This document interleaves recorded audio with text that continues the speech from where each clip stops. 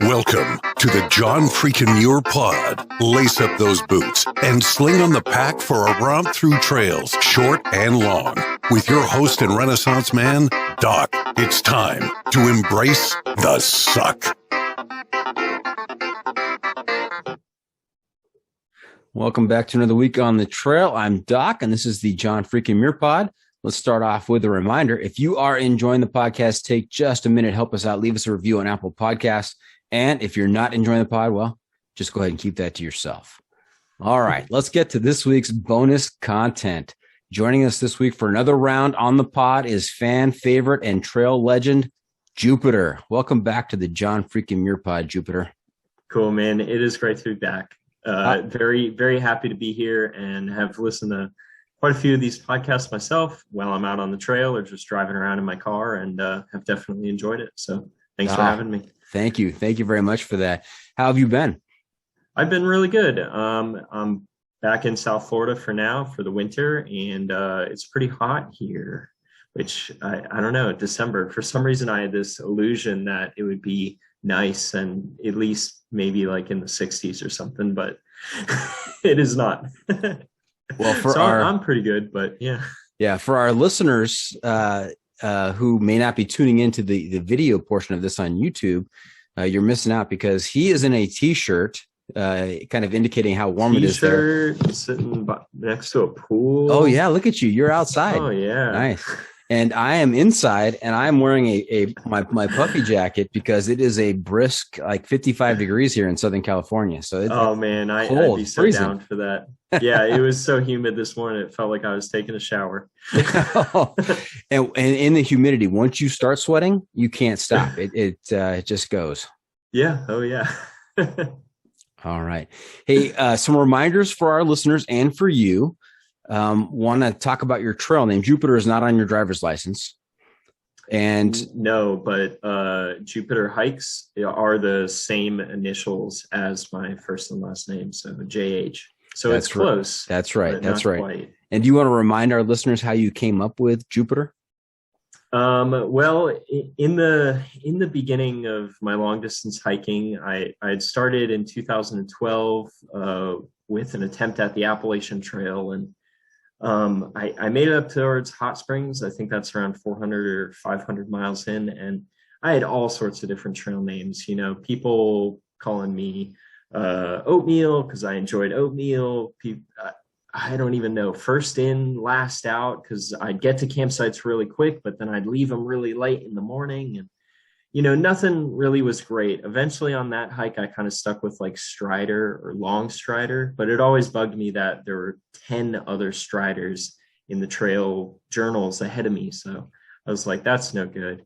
Anyway, there's a legend, a legendary hiker who at this point, most long distance hikers and most just people that kind of follow hiking in the hiking world and whatever I've heard of now, because he just became the oldest person to hike the Appalachian Trail.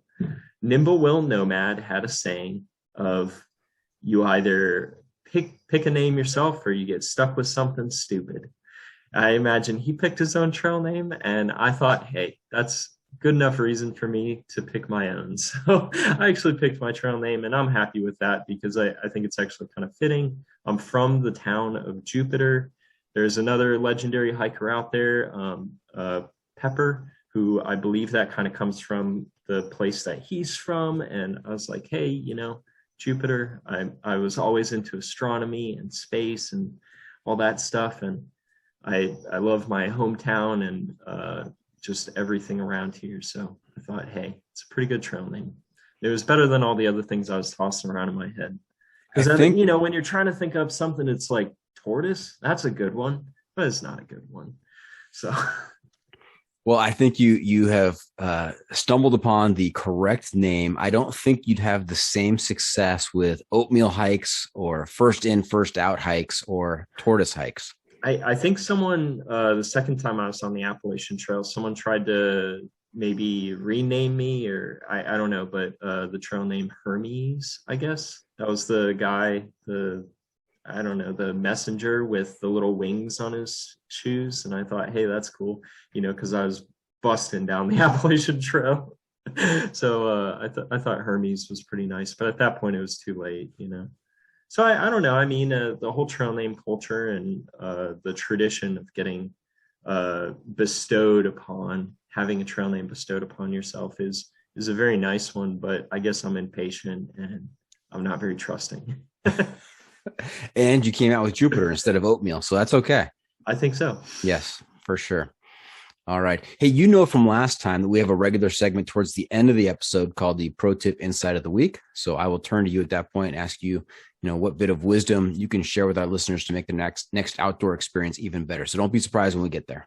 Yeah, I was actually trying to think of what I had done the last time around so that I wouldn't do that again. But I guess we'll find out. We'll find out. That's right. That's right. And sometimes as we go through an episode with a repeat guest, it will come back to me as to, what the pro tip was, but I don't have it right now either. So I'm not sure. I could guess because there's a few things in my hiking that I feel is just like super important to either efficiency or cleanliness or, just staying healthy on trail. And I guess we'll find out if I do it again. If you get a bunch of angry messages like that Jupiter guy just recycling. That's right. Yeah. Just a repeat. Hey, I've also got a new segment that I just started last episode with Ginger Balls and Scrapbook, and we're calling this Current Events. Ooh. So this is something brand new to you, and Brad, pretty brand new to the podcast. Yeah, I haven't heard of that one. Yeah, I feel like I've listened to a few recent episodes, but this is brand spanking new. So what I've done is I've combed through some news articles from different outside sources and picked a couple that might be fun to talk about just a little bit here, things that are going on in the outside world these days. So first one is, we have two of them. So the first one is 14 Peaks, the documentary on Netflix. Have you seen that one? Oh man, I haven't. But funny enough, a friend yesterday was literally just telling me that I need to go to Nepal. Apparently he tells all his long distance hiking friends that they need to go to Nepal, that the accommodations are ridiculously cheap. Food is super cheap. And it is just like a life-changing place to go. And I was like, oh, that sounds great. I would love to, maybe in 2 years from now or something. And he told me to check out 14 Peaks, and I should have watched it today, but I haven't seen it yet. Okay, it's literally the first thing on my to-do list. Maybe tonight I'll watch it. Okay, yeah, highly recommend it. I won't spoil it for you or for our listeners, but basically the premise is that Nirmal Persia, who is from Nepal, he undertakes this venture to do the 14 8,000 meter peaks in the world in 7 months. And so he wants to complete them in 7 months. We're talking Everest, K2, all of these incredible, dangerous hikes. They are not hikes, ascents. So we're talking Nepal. Some of them are in Nepal, some of them are in Pakistan, and some of them are in China. And it is just an incredible journey that he undergoes. 7 months seems like an incredibly fast time to do something like that, because I know people that will travel to a different part of the world and they'll have their sights set on a certain ridge line or a certain peak or just some sort of mountaineering expedition, and they spend their entire time in that country, in that town, whatever, just waiting for weather. And sometimes they don't even get that like weather window they need to do the thing in their time in the country. So 7 months sounds very intense.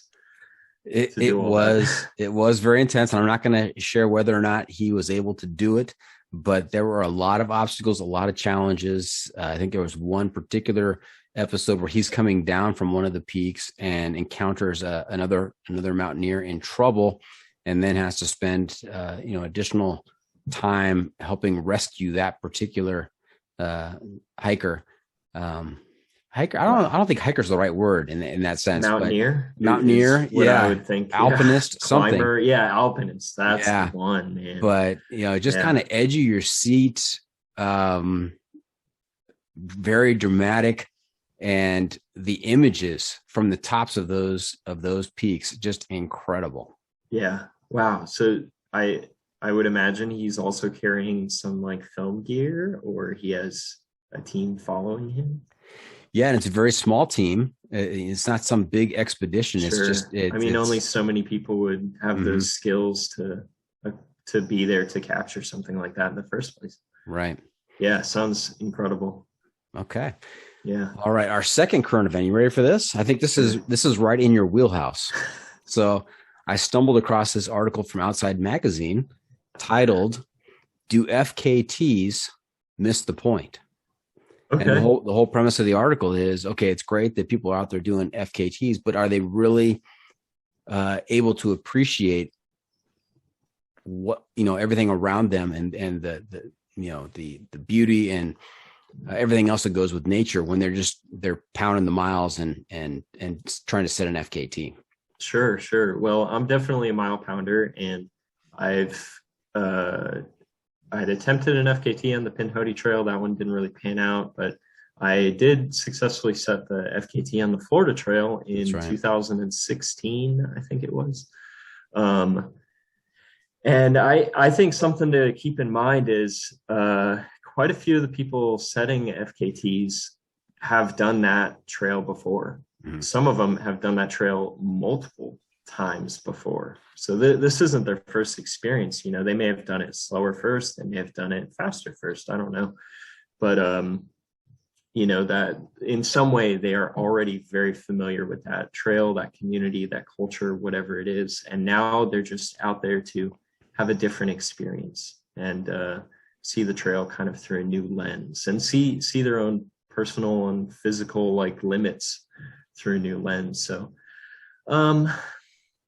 are they missing the point of hiking? I don't think so, because I really feel like a lot of the people doing FKTs have in some ways been there and done that so many times and experienced the point so many times prior.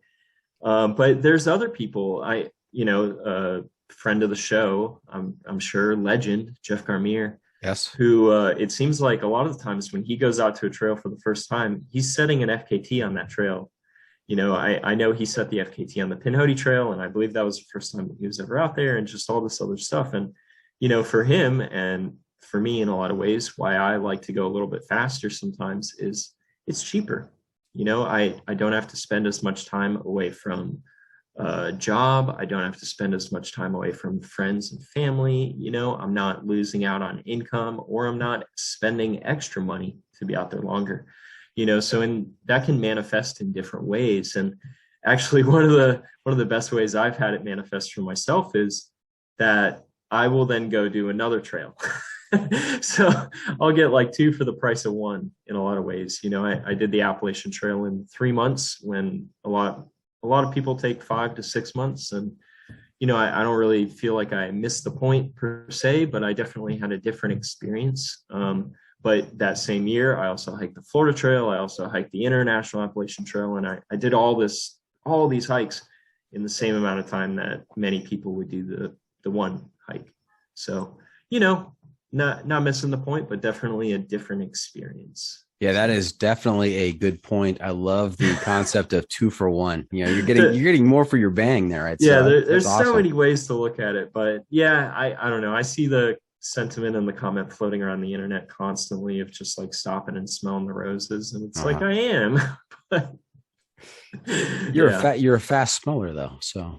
I guess so. I mean, I create all these videos on trail, and that takes up a lot of time. And, so I'm hyper aware of like, oh, this is really beautiful. I would love to film this or take a photo of this, or, I want this like landscape. It just seems so picturesque. So I stop, I set up my camera, and I literally, like, if I'm filming a recording or something, I'm sure we've all seen Survivor, man, where he walks out one way off into the snowy distance, and then he walks all the way back to grab his camera, and he walks it again.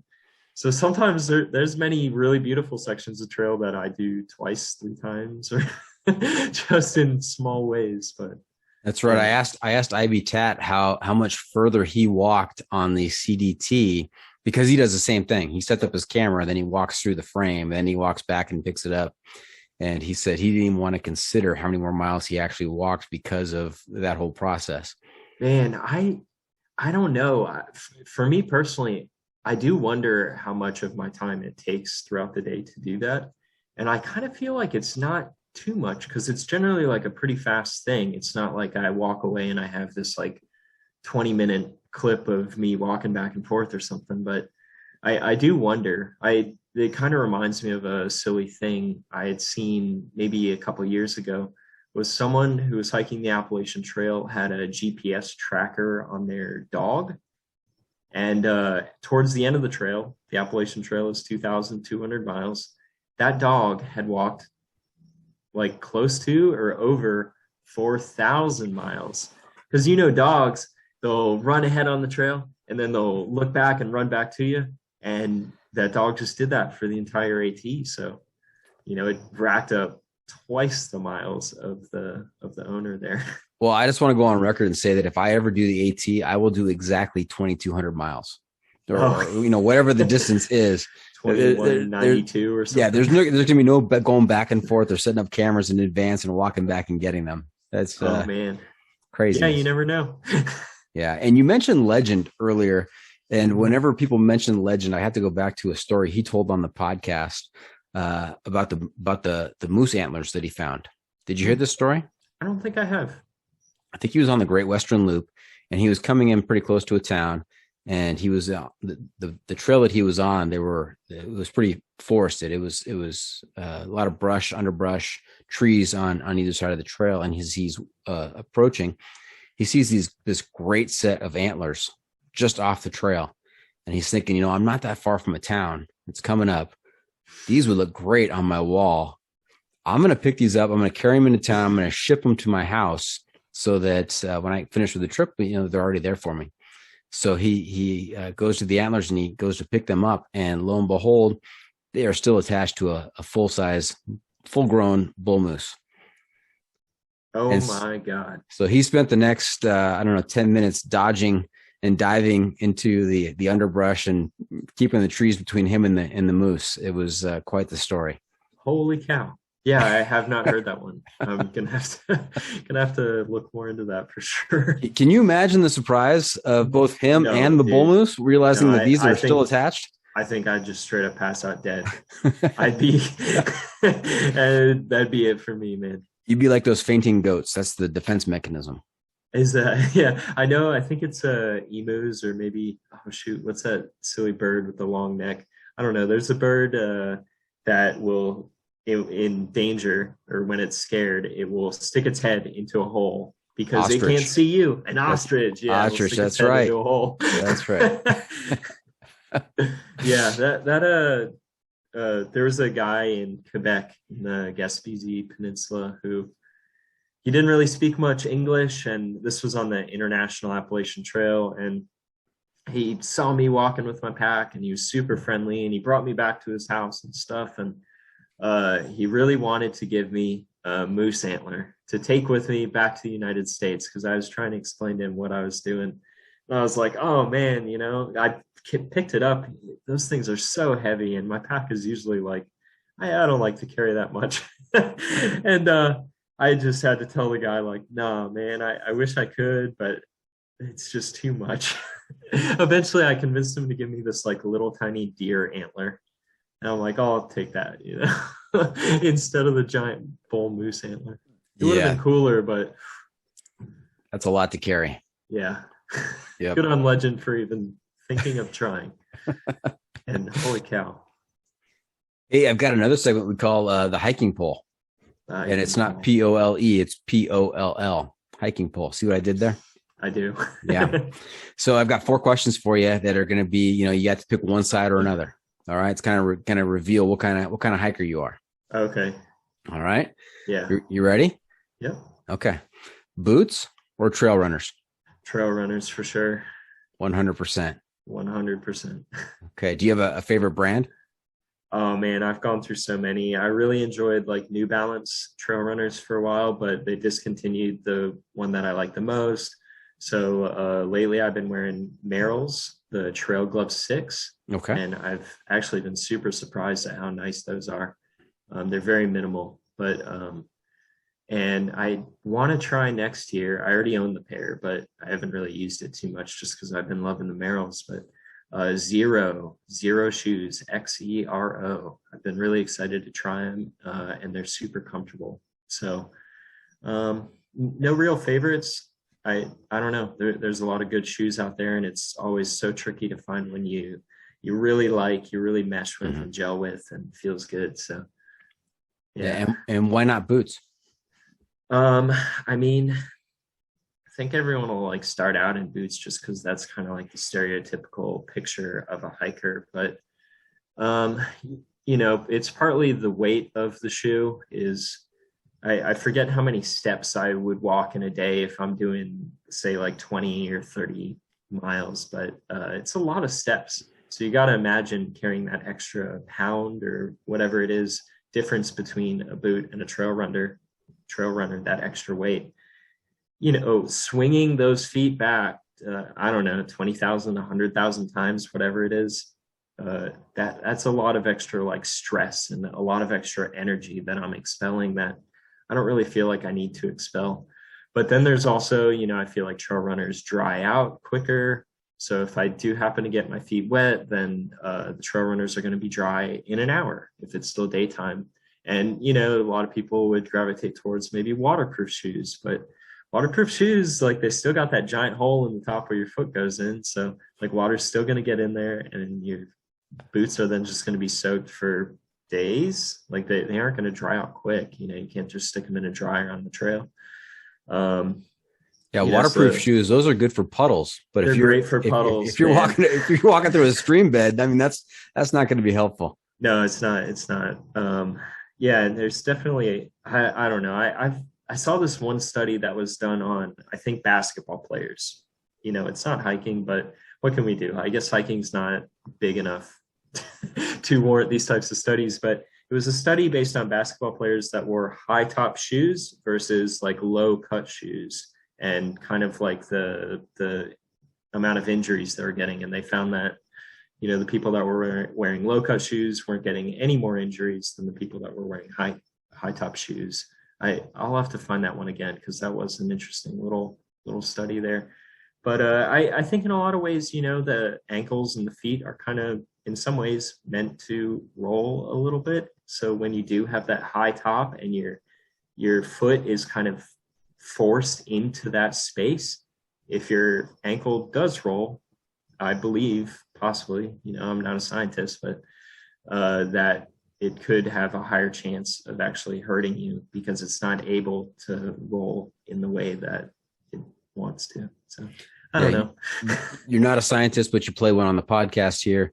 And I've come across similar research. I can't quote the exact study, but the common excuse or reason for using a boot is I don't want to roll my ankle, and there are no more ankle injuries significantly than in trail runners than in boots. Yeah. And I think the rule of thumb that I've heard is to go back to your earlier point is for every 1 pound on your foot, it's like an extra 5 in your backpack. Yeah, I've seen that sentiment so many times. At some point, I had looked into it more. I don't know if it was truly a study done by the military, but that's generally what it's told as, that the military had done the study on like the weight of shoes and how that is affecting, like, I guess, your energy. And that's, I guess, what they found. An extra pound on your foot is like an extra 6 pounds on your back or something, with the amount of energy that you then have to expend. So trail runners 100% for me. But if you truly feel like boots are your thing, go for it, man. That's right. That's right. Yeah, that's right. Do what's best for you. Yep. And so that means that Army Rangers and Navy SEALs, they're out there wearing zeros. I don't think so. Camouflage zeros? No. But I do feel like sometimes, like I had this buddy that was a Marine, and all of his gear, it's like it's bomb proof. It's meant to last, but it's maybe not meant to be like the fastest, the quickest, the most efficient, the most comfortable. So I don't know. Yeah, that's funny. My nephew went to the Naval Academy, and and then on to flight school. And this past summer, he was involved in an exercise where they drop them off in the middle of nowhere with their gear, and they have to go from point A to point B and get to the pickup point. Man, when I was a little kid, that was like my dream. Just someone drop me in the middle of nowhere and find my way back. But he showed me a picture of the gear they're using. I'm like, holy cow, the Navy really needs to get with the program here. That does not look very lightweight. It's definitely not ultralight. And it's like old school rucksack, and did not look like comfortable or efficient. So yeah, I'm definitely no military expert, but I feel like they know, but they're slow to to implement those things. I would think. Yeah, they're about 50 years behind, I think, from the looks of it. All right. Hey, next question in our hiking poll: tent or tarp? Tarp for sure, but I mean it definitely depends on the situation, because I own both a tent and I own a tarp. I own multiple tarps, but I've definitely owned so many tents in the past as well. And it was funny. I originally, when I was hiking out on the AT in 2012 or whatever, I saw this one dude who had like the sickest tent I'd ever seen. It was like so big and it was so lightweight. It was the first tent I'd ever seen that used trekking poles to set it up. I remember when I was like getting back into hiking after that trip, because I took a little break, that was still on my brain. And I saved up my money, just little by little, each paycheck, whatever. And I bought that tent. It is a really cool tent. It was the Lightheart Gear So Long 6. It's such a cool tent. But shortly after that, I was like, just for kicks, I'm not going to like it, but I'm also going to try a tarp. I'm just going to buy one. They're not very expensive. I think I bought like a $40 or $60 tarp, just a sil nylon one. And I took it out and I never used that darn tent again. I was like, man, tarps are awesome. Just being out camping in the wilderness, wherever you are, just like being able to look around and just having all that space. And I feel a little bit more connected maybe with like just the surrounding areas, because a tarp is so exposed, and for so many other reasons I like them. Now, what is your preferred size of the tarp? I've used all sorts of things. I've used a 5x9 tarp for about 6,000 miles, which was too many to be using such a small tarp. That's small, yeah. Yeah, I've since gone to a 7x9, and personally, I'd say that would be like the smallest that I'd really want to go, and the smallest that I'd recommend anyone else go, because you get any smaller than that, and you are kind of bringing on like some extra risk that is unnecessary, because if you bump it up to like a 9x9, it's so much nicer. You have so much more space, and it's not much heavier at all. So I use a 7x9 currently, but I am heavily looking into getting maybe like a 9x9 or 10x10, just again for that extra like safety, that extra comfort, and just that extra space, that extra living space if I am just stuck in a rainstorm or something. So right. And with that many miles with a tarp, 6,000 plus miles with a tarp, you've probably gone further than that with. Oh yeah, that was just for the smaller tarp. That was just the small tarp. Right. Do you have a preferred pitch?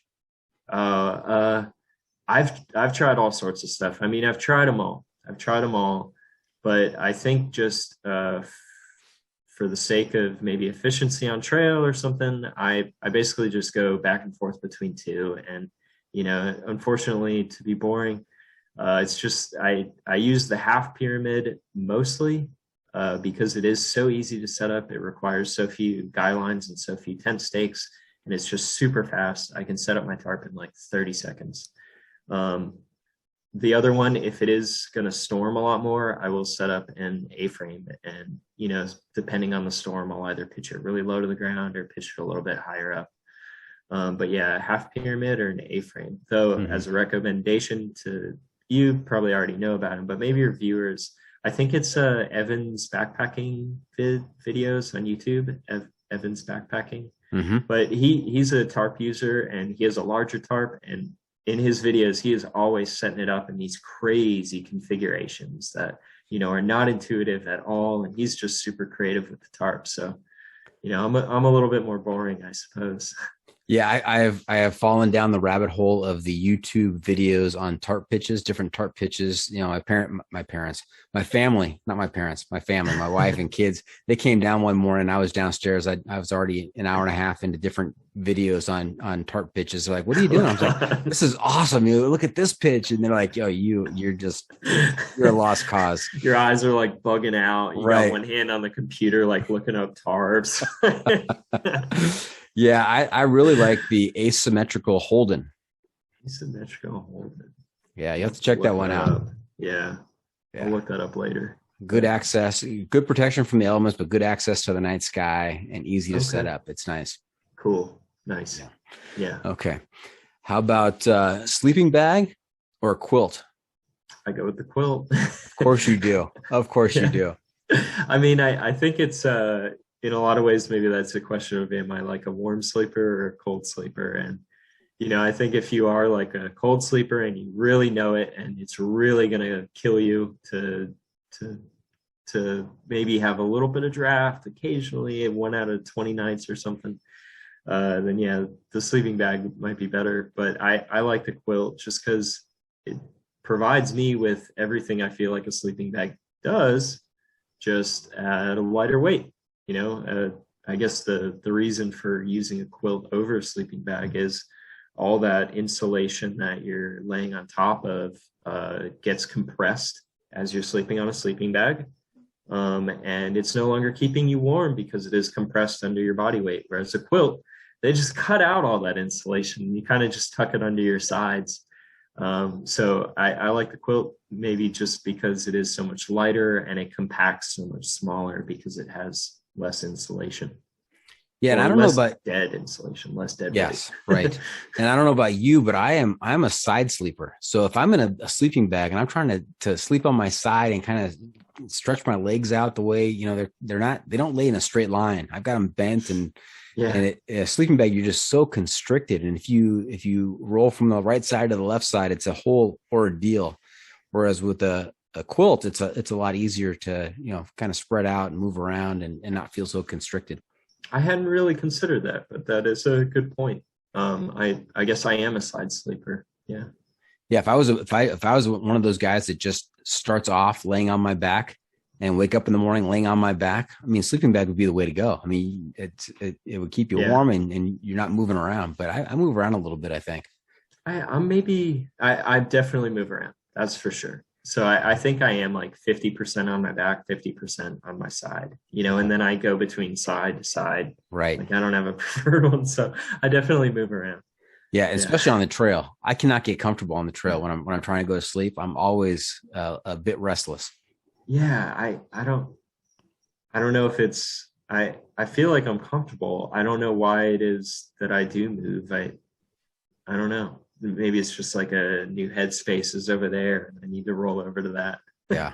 And you would think after a day of, for you at least 30 mile day, I mean, you'd be exhausted and just lay down and be asleep in an instant. But that has not been my experience. Even on my longest days, I don't go to sleep very easily.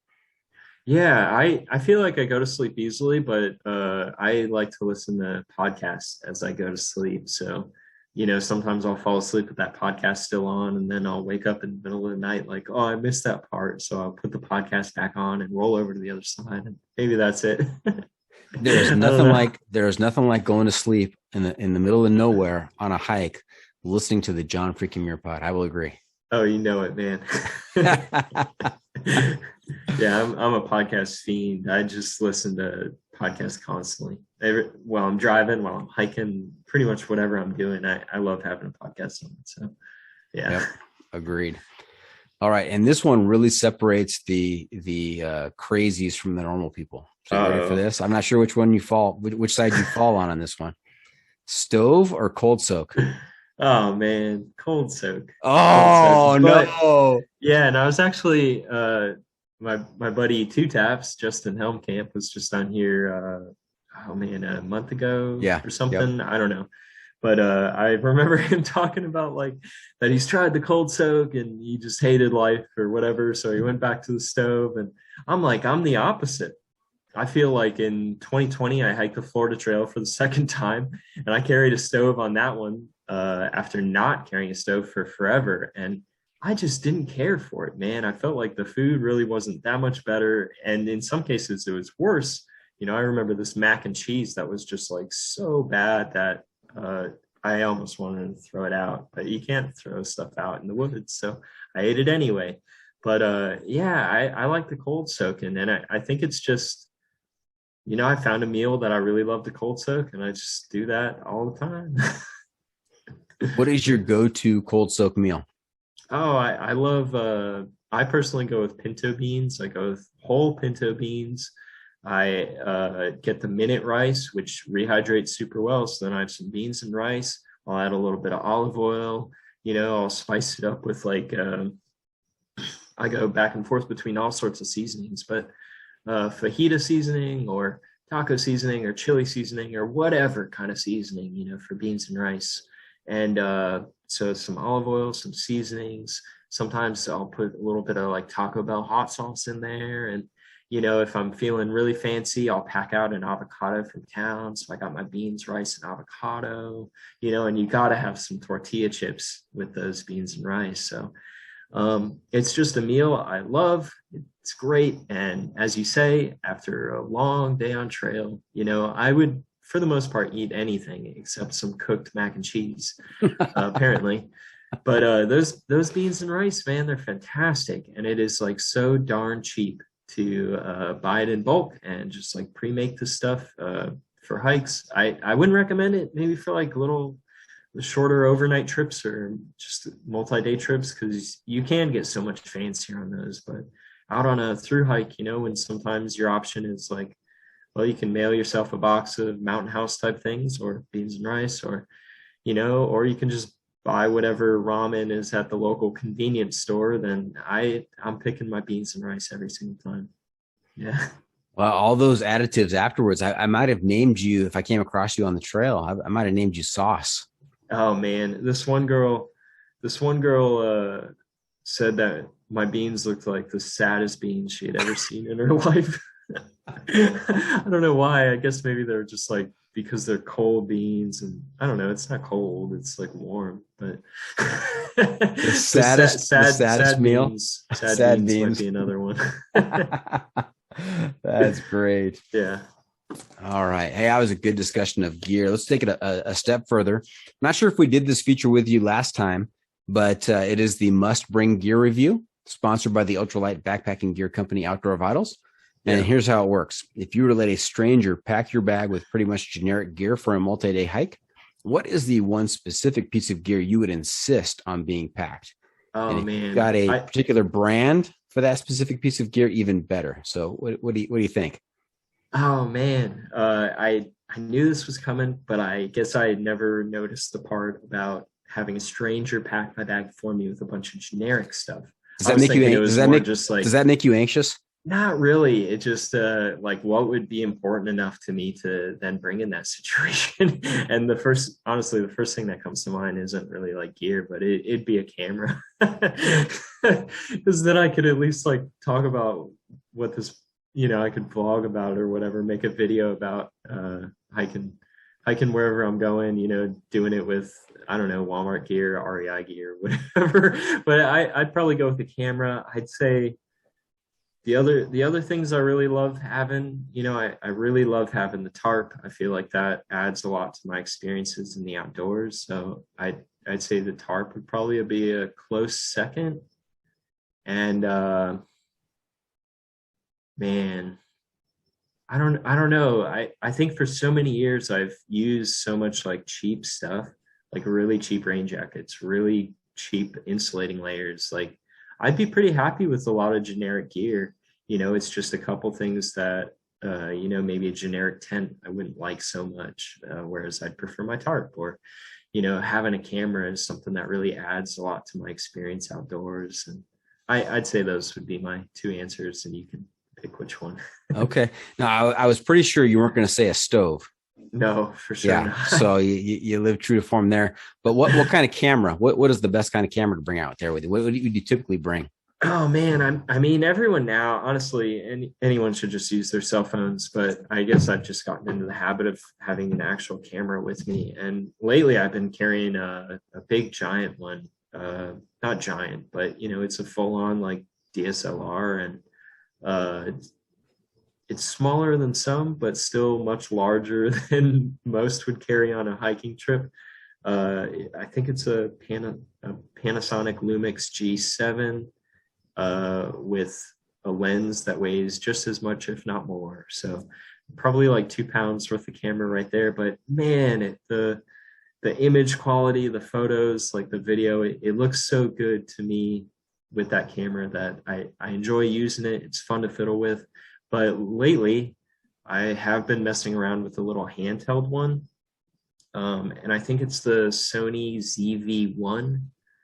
It's fairly cheap. I was surprised at how cheap it was, for how nice a video it is. I've been recording a lot of stuff with it, but haven't really released any of that footage to the world.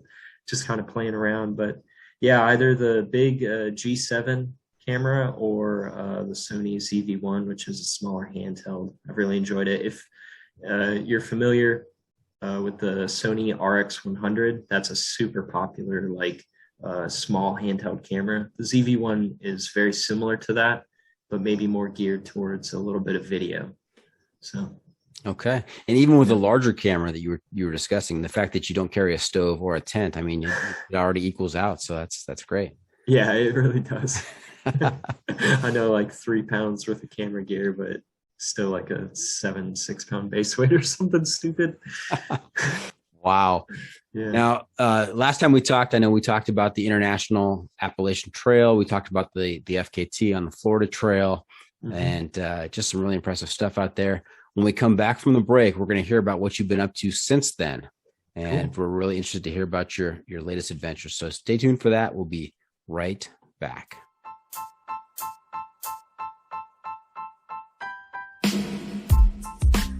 The John Freakin' Muir Pod is sponsored by Outdoor Vitals, the ultralight backpacking gear company whose mission is to improve the mental, physical, and emotional health of mankind by facilitating impactful outdoor experiences. Outdoor Vitals creates innovative technical products with confidence-inspiring education that empower outdoor ultralight adventurers. Their focus on performance enables you to live ultralight with gear you can actually be confident with. Whether you're looking for an ultralight sleep system, shelter, or pack, or if you're looking for top quality apparel for the trail, you can find it at Outdoor Vitals. Do yourself a favor. Live ultra light.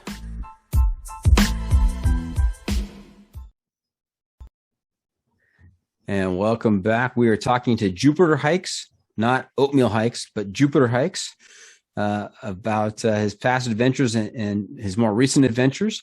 And I know last time we heard about the International AT and the Florida Trail. That was a lot of fun.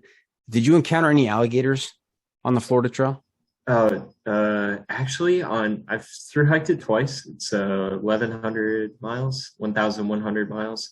I've done that twice, and honestly, no, because you hike it in the winter, and alligators are just like, they're cold-blooded to begin with, and I don't know, they're just not very active in the winter. So I didn't see a whole ton. There were a couple sections. I remember St. Mark's National Wildlife Refuge where I saw like, I don't know, 200 in one day, but they were never like near me, right?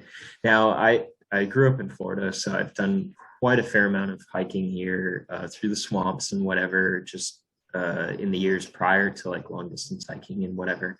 And I never wanted like the weather or the season to interfere with me wanting to go hiking. So I would go all the time, regardless of if I was hiking in the dead of summer in South Florida or, if I was hiking in the very pleasant winter.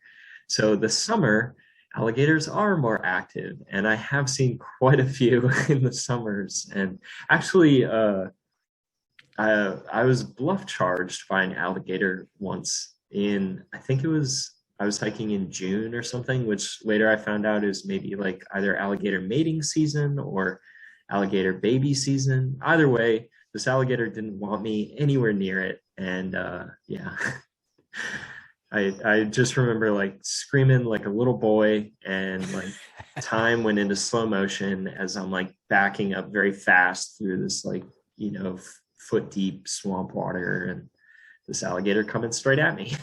But that was in June. That is an extremely atypical experience. So, yeah. Okay.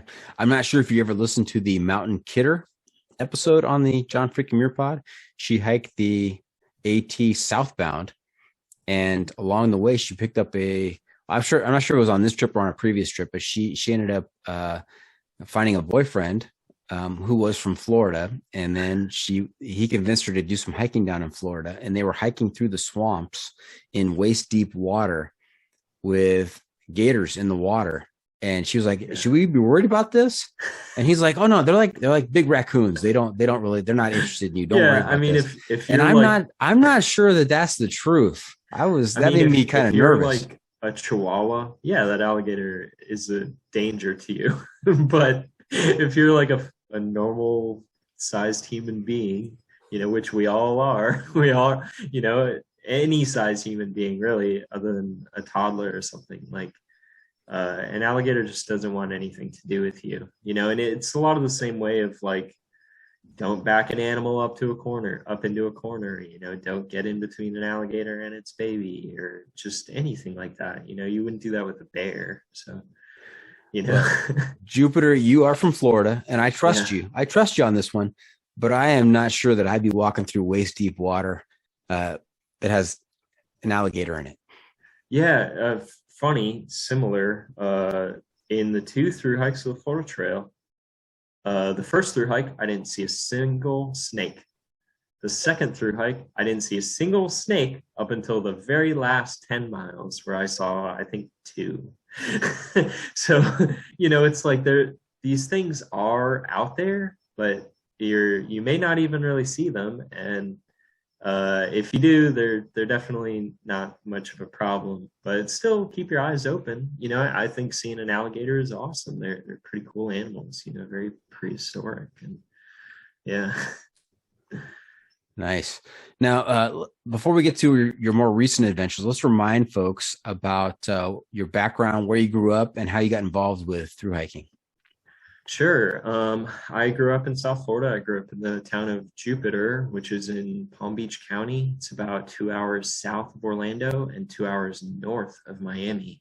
So, it was, at least for quite some time, like a smaller city with a lot of natural areas around, which is nice. Nowadays, like, there's more, say, big city kind of encroaching on this smaller city.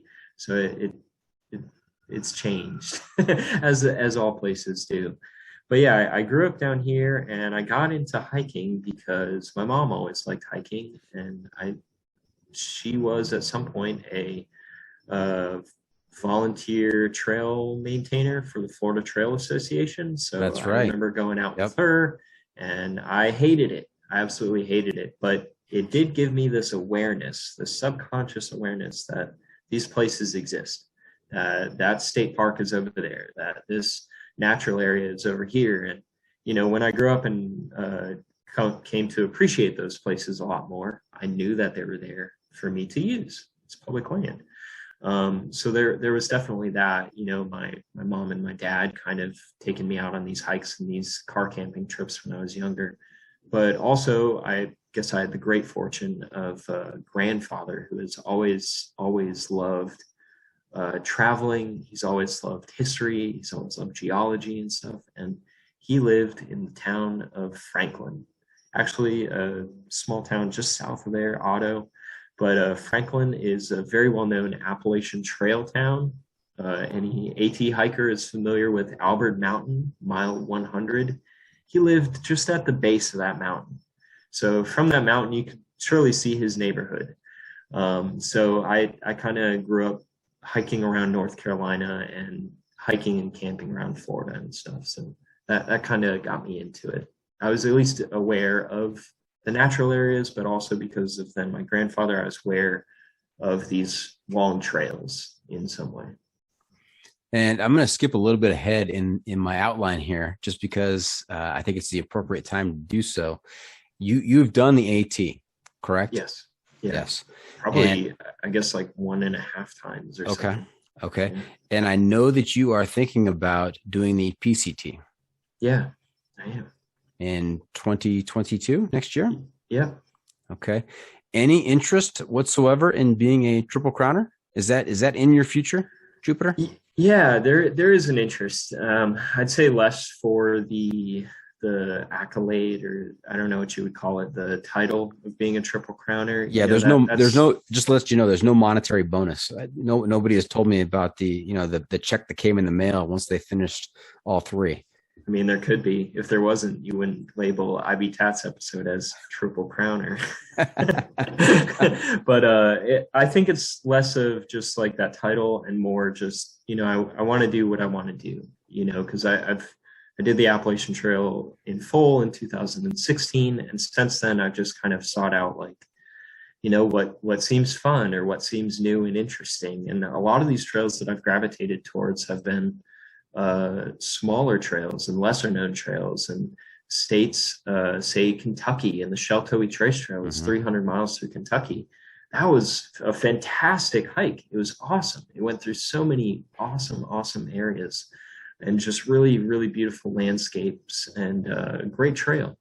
So, I've done a lot of those, I guess, hikes that not a lot of other people are doing or interested in because they are very focused on the Triple Crown, and I think there is great reason for that. I mean, the three trails, like, they are these three monoliths of trail for a reason. Like, they're all over 2,000 miles, and they span basically from border to border, except the Appalachian Trail. But I mean, you can change that yourself if you so please. You can just add on a few extra thousand, like you did. That's right. But these other two trails are huge, and I think there is something very special to being out on trail for months on end instead of a 300-mile trail that's going to take me like 2 weeks or something to complete.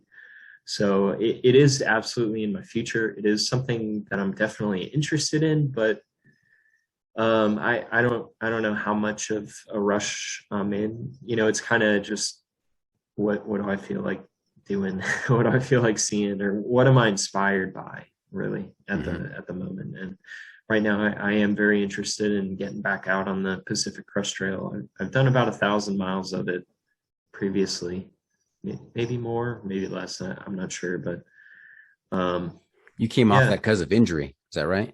Yeah, I had done a section hike of it in like Oregon and Northern California previously to that. And then in 2018, I think, I hiked up to Mammoth. I hiked up to Mammoth on the PCT, in which case I had flown home and gotten some x-rays and realized I had broken my foot. So That's right. I definitely didn't continue after that crushing news. Hey, Jupiter, you know what I wonder? There are folks that have done the Triple Crown, obviously. There are even 13 people who have done the calendar year Triple Crown. Yeah. But has anybody, I'm asking if you know, has anybody done the PCT, which goes from Mexico to Canada, the CDT, which goes from Mexico to Canada, and the international AT, which goes from the tip of Florida to Canada? I mean, literally spanning the country, north, south, 3 times. Well, the third one, that's the Eastern Continental Trail. The International Trail goes from Katahdin up to either Quebec, Nova Scotia, or Newfoundland, however you want to draw that up. But got it. Thank you for the clarification. Yeah, I don't mean to correct, but no, that's good. That's good. Yes, I want to be accurate. I don't know, but I feel like it's very likely. I know people have done that in maybe not a calendar year, but you could look at someone like Swami, thehikinglife.com, someone everyone should be aware of, check out for sure.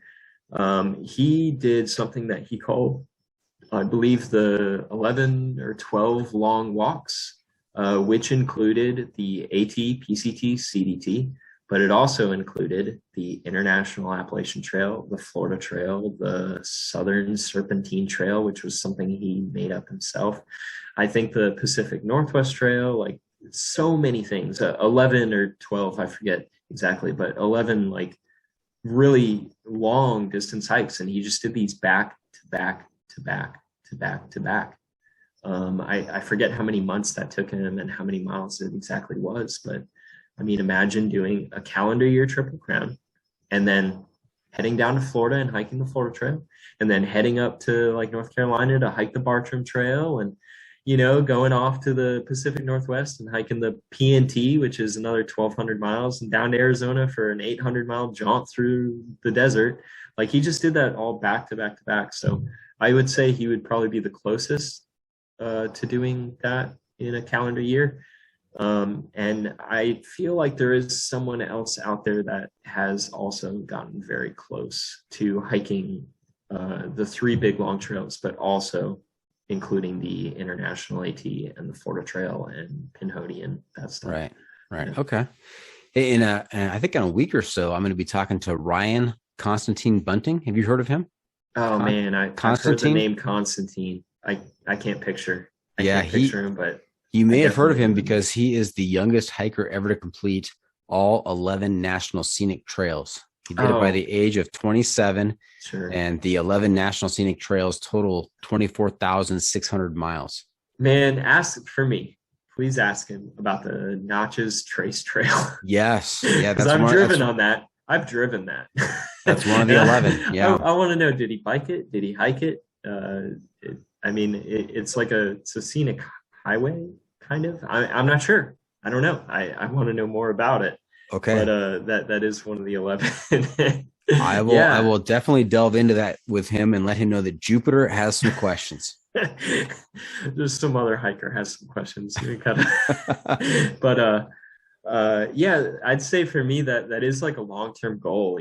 I do look at a lot of those long distance hiking trails, and I've done quite a few of them already. I'm out, I'm on the board, I'm on the leaderboard. Yeah. But I'd say it is a long-term goal to hike all the national scenic trails. And again, it's kind of like those have this title that kind of makes people feel like those are better than others. But, those are just the ones that I guess have been recognized, and some funding comes from Congress, the government.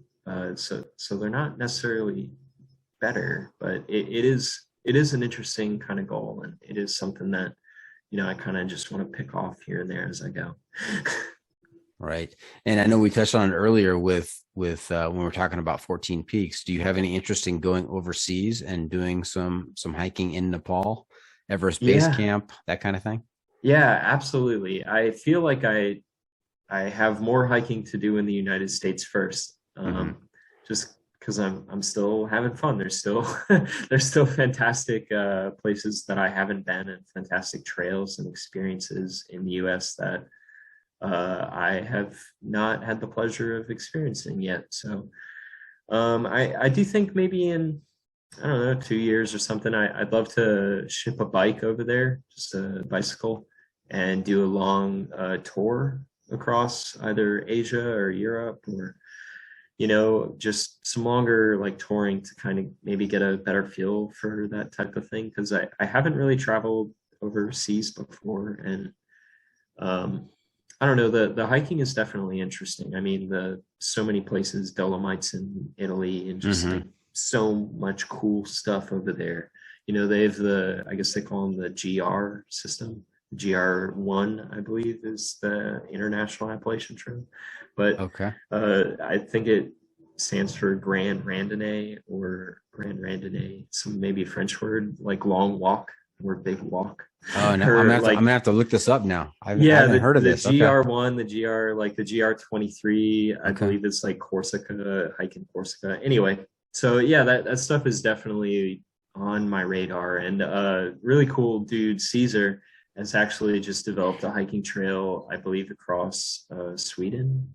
So, I mean, there's all sorts of cool stuff out there. Or there's like the TGO challenge, I believe it is, across Scotland.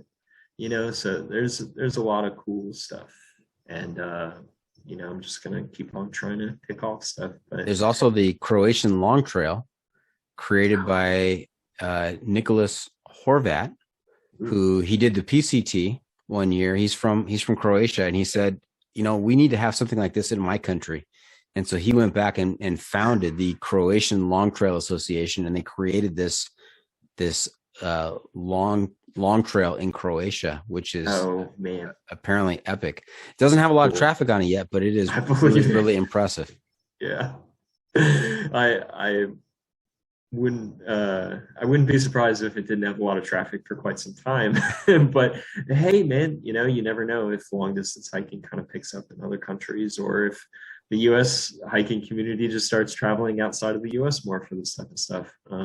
I know constantly, I just see on Instagram people in the Philippines, in Japan, just like all over Asia with these like cool like ultralight backpacks and ultralight setups and tents and just this cool stuff, and these beautiful like mountains. And I feel like long distance hiking, if it wasn't already super popular and just off my radar, I certainly see a lot more of it now. Mm-hmm. There's even a long trail in New Zealand. Oh yes. Te Araroa. I'm sure I'm mispronouncing that, but I just go by TA. Yeah. We had Tip Tap on the podcast, and she talked about her time not only on the PCT but also on the TA in New Zealand, her home country. Nice. Yeah. Yeah. Okay. Hey, I know we skipped ahead a little bit and we kind of talked about what's next for Jupiter. So let's go back. Let's go back in the outline here and talk about what you've been up to recently.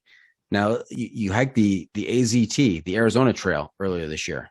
Yeah. I think last we left off on, I was on this podcast, I don't know how many months ago, but it feels like about a year ago.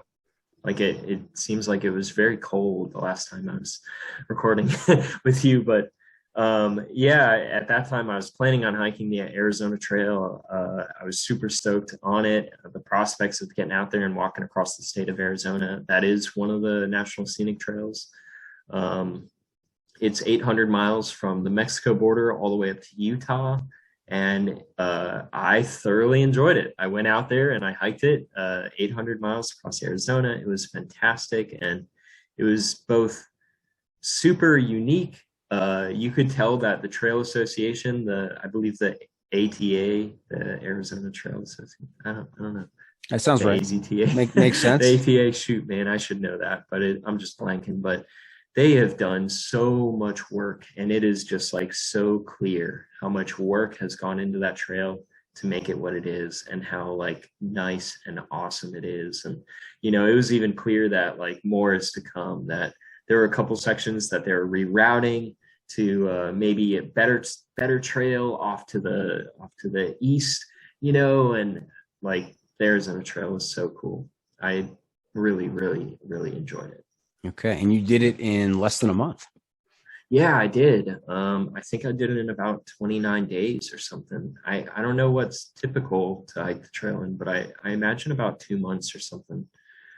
I don't know. Somewhere in the back of my head, I kind of had it in my mind that I wanted to do it in less than a month, just as like a little personal goal. But at the same time, after 2020, I didn't do like really any long distance hiking that year. So, I was coming off the couch, sort of.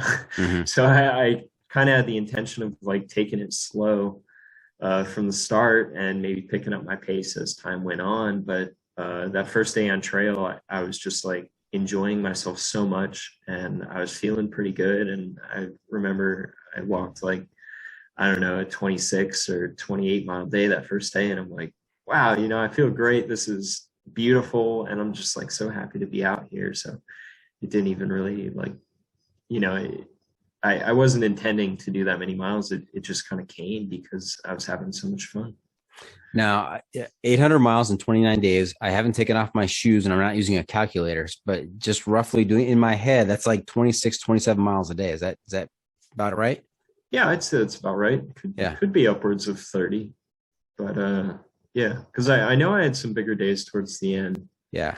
And I know I was very consistent with like miles all throughout, you know. Right. I don't believe I did very many days that were less than like 26 miles. And I took 3 zeros. Yeah. So 30 days at 30 Yeah. miles would be 900 miles. So Hmm. 800 miles in 29 days. I'm thinking it's probably Okay. Yeah. maybe 27-mile average, roughly. Again, my shoes are on and I'm not using a calculator. It's just all up here in the noodle. So Sure. Yeah. It sounds better than me. now I know 800 miles, that's a long distance and there's a lot of people on the trail at any one time, but did you happen to run into Barney Scoutman?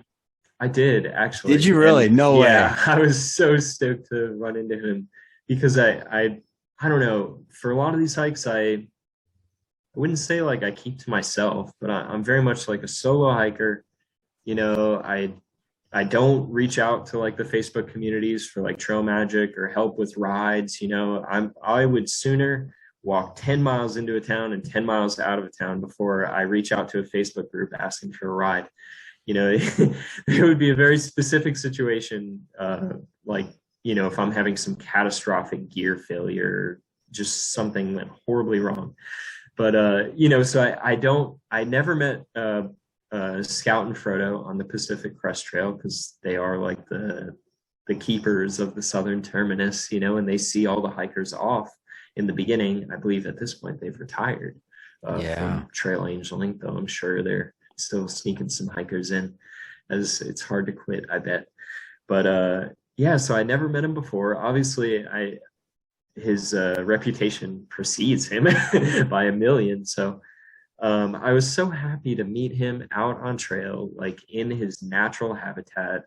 I met him over by not Mount Lemmon, but Mount Micah. Mount Micah, I believe, is one of the 3 highest like points on the Arizona Trail. Like that, Mount Micah, Mount Lemmon, and then the Grand Canyon would be like the 3 giant climbs of the entire trail.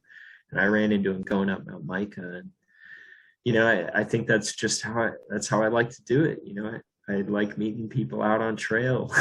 You know, I ran into Joe Anderson of the Andersons, another famous PCT trail angel. I met him out on trail, and that was great, you know. So eventually when I came to his house to you know, say hello, I had already known him. I'd already met him previously and seen them in their happiest places, you know, out on the trail. Yeah. Scout is just a remarkable individual. He is a natural storyteller. I think it's from what I've heard, you know, he tells stories the night before hikers leave for Campo, as they stay at his place, his and Frodo's place. And he came on the pod and he told some stories. And I read his book, Journeys North. I don't know if you've read that or not. I haven't finished it, but I've started it because I have it on audiobook. Yeah. I believe I bought it on Audible, and I actually started listening to it on the Arizona Trail there. But I find myself listening to more podcasts than I do audiobooks, I guess. Yeah. But for any prospective PCT hikers, I highly recommend you take a look at Journeys North. It gives you a really, really good feel for what the trail is all about. He does a fantastic job with it. It's based on his 2007 hike of the PCT, and just a real fun guy to talk to. Yeah, I mean, he's a true legend. If there was if there was a Hall of Fame for like through hiking, him, Scout and Frodo would both be in it without a doubt. You know, just the amount of things they've done for like, the hiking community at large and the Pacific Crest Trail. Yeah. You know, so yeah. That's an idea, Jupiter. Why don't you and I start the Through Hiking Hall of Fame? We'll create a website. It gets messy, man. We'll put some nominations. We'll have some votes. It'll be like the Baseball Hall of Fame, where you have a certain group of folks vote on who belongs in the Through Hiking Hall of Fame. Yeah, or the Rock and Roll Hall of Fame, where everyone, it's like, that's not what rock and roll's about, man. Or Pablo Fahrenheit back in Iowa, he has the Crazy Pants Hall of Fame. Yes. So he and his wife hiked the JMT. We had them on, and he talked about his alter ego, Pablo Fahrenheit. That's not his real name. And the Crazy Pants Hall of Fame in Iowa. So there you go. Wow. Yeah. I mean, there'd certainly be quite a few people that would be perfect for something like that, but that's not a job for me. So about 27 miles average on the Arizona Trail.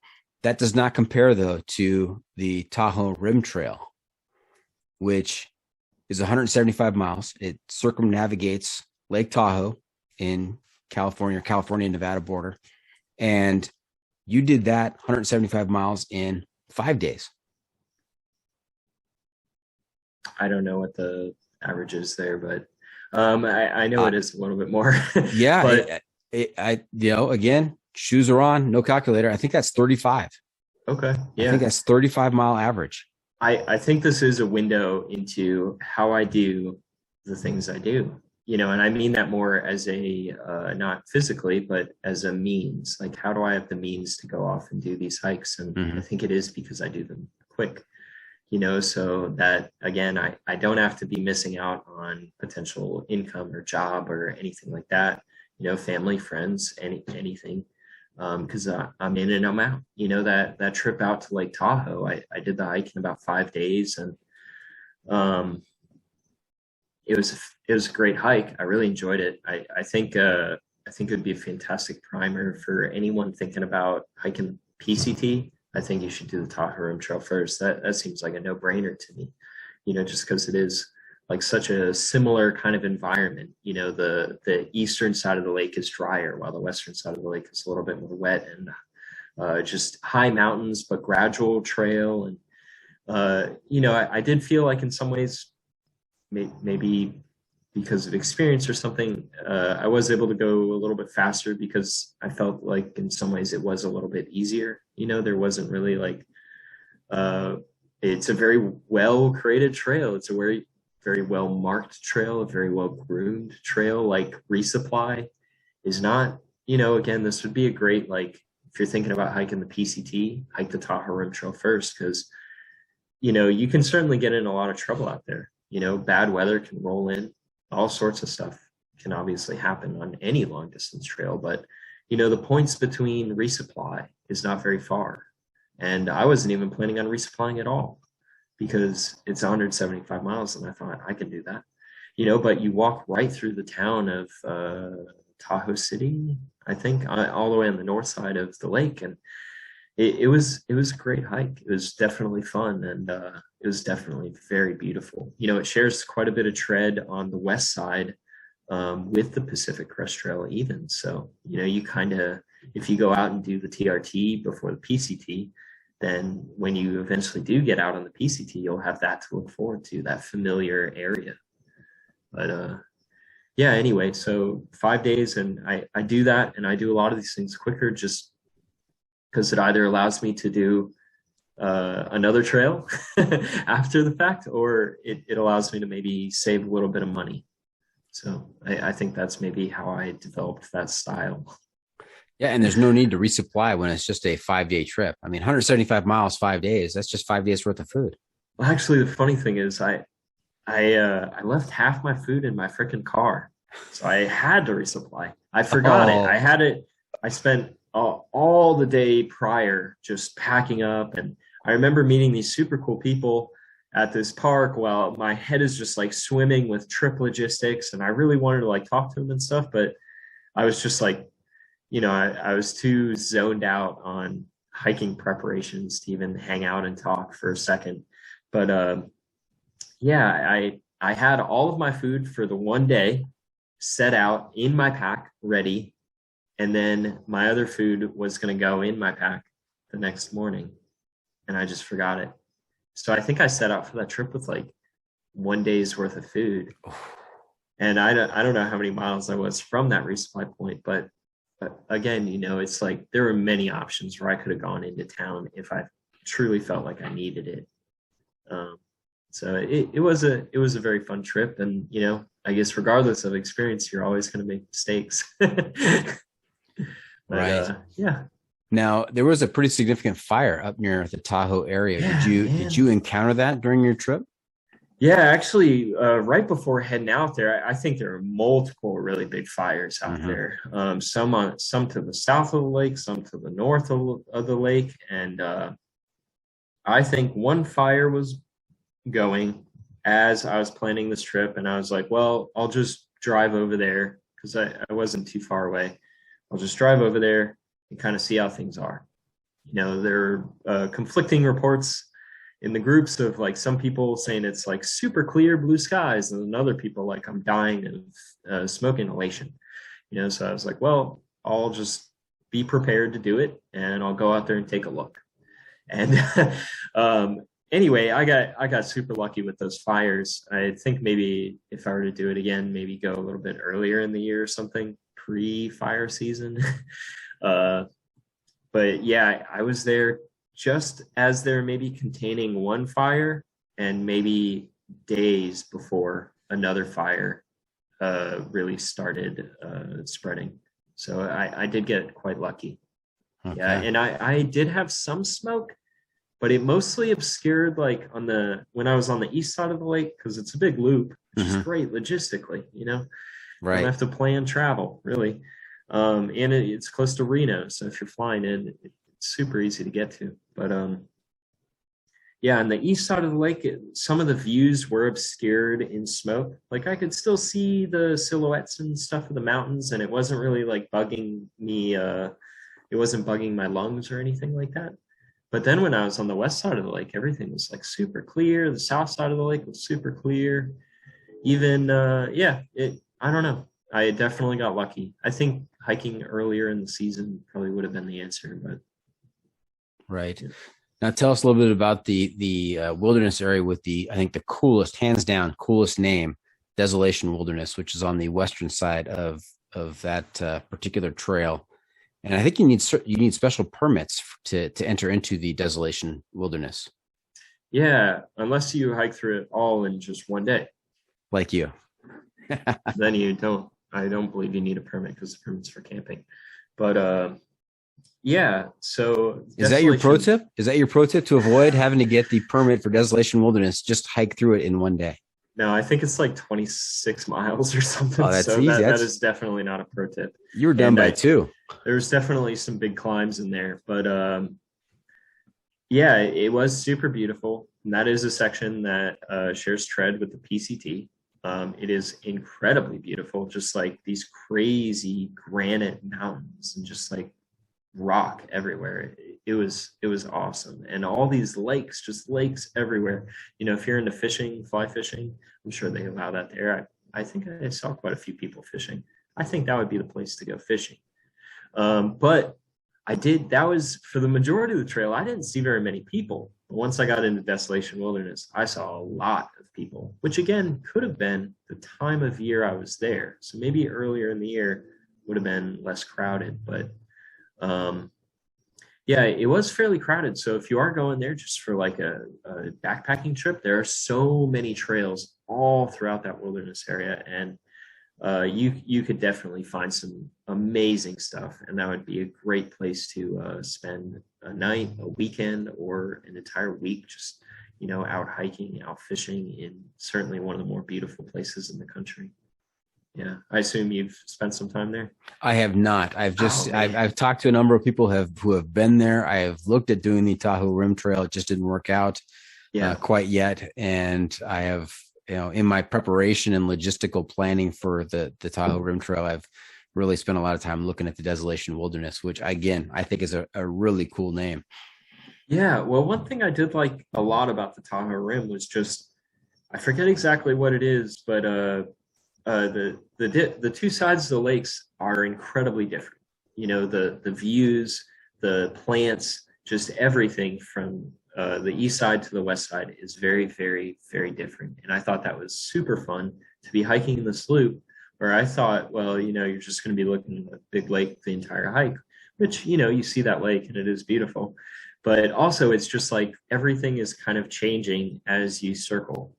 So I guess it could be that the western side is closer to the Pacific and it takes a lot of the weather coming off the ocean, whereas the eastern side is a lot drier and more maybe arid and desert-like. So yeah, which also brings on two different sets of like problems and complications of, the east side is harder with like water. You need to be much more careful with water. So yeah, it's a cool little trail. Yeah. All right. Now, hey, we talked to Ginger Balls and Scrapbook last Monday, and we talked to them about the trip they did together on the Long Trail in Vermont. And they had some pretty choice words about the Long Trail. What'd they say?